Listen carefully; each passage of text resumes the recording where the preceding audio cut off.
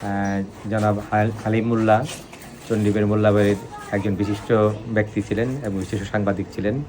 তার মৃত্যুতে তার সন্তানেরা হালিমুল্লাহ ফাউন্ডেশন করেছেন এবং আমি যতদূর জানি হালিমুল্লাহ ফাউন্ডেশনের উদ্যোগে তারা নানামুখী আপনার সমাজসেবামূলক কার্যক্রম গ্রহণ করেছেন। তার মধ্যে একটি অন্যতম হলো প্রতি বছর ঈদ উপলক্ষে দুস্থ মানুষদেরকে তাদেরকে ঈদ সামগ্রী বিতরণ। এটি একটি গুরুত্বপূর্ণ অনুষ্ঠান।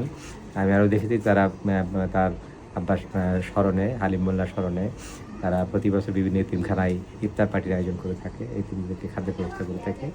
তো এটি অত্যন্ত ভালো কাজ। এটা সদকা জারিয়া। যিনি মৃত্যুবরণ করেন তাকে স্মরণ করা হয়, পাশাপাশি তার যে আত্মায় তার রোহে এতে সওয়াব পৌঁছতে থাকে।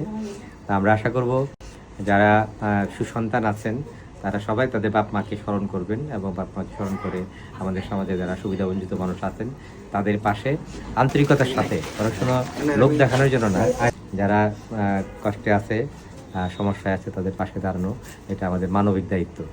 তো হালিমুল্লাহর সন্তান বিশেষ করে মাহিন এই কাজটি করছে, এই জন্য মাহিনকে অনেক অনেক ধন্যবাদ এবং আমি আশা করব সেই কাজটি অব্যাহত রাখবে। তাদের সবার জন্য শুভকামনা এবং হালিমুল্লাহর জন্য আমরা দোয়া করি, আল্লাহ তাকে ব্যস্ত নসিব করুক। সবাই ভালো থাকবেন।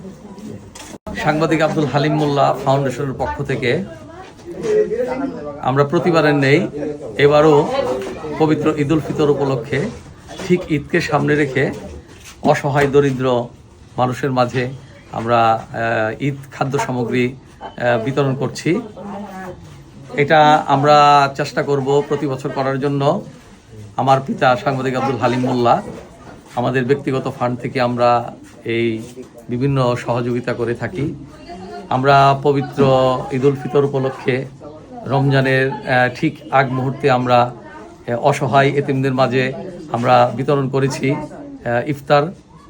এরপর আমরা বিভিন্ন মাদ্রাসার মধ্যে আমরা ইফতার মাহফিলের আয়োজন করেছি। আমরা বিভিন্ন অসহায় দরিদ্রদের মাঝে আমরা শাড়ি কাপড়, 3 পিস, লুঙ্গি সহ বিভিন্ন শিশুদের পোশাক আমরা বিতরণ করেছি। একেবারে শেষ মুহূর্তে ঈদ উল ফিতর রাত পোহালে ঈদ উল ফিতর উৎসব শুরু হবে। সে উৎসবকে ঘিরে আমরা এই এতিম, দুস্থ, অসহায় দরিদ্র মানুষের মাঝে আজকে আমরা ঈদ খাদ্য সামগ্রী বিতরণ করছি।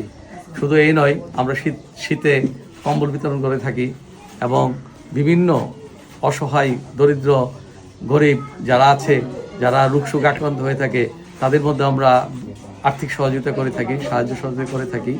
পাশাপাশি বিভিন্ন গরিবদের বিয়ে উপলক্ষে একেবারেই দরিদ্র তাদেরকেও আমরা আর্থিক সহযোগিতা করে থাকি। আমরা যাতে চালিয়ে যেতে পারি, অব্যাহত থাকি।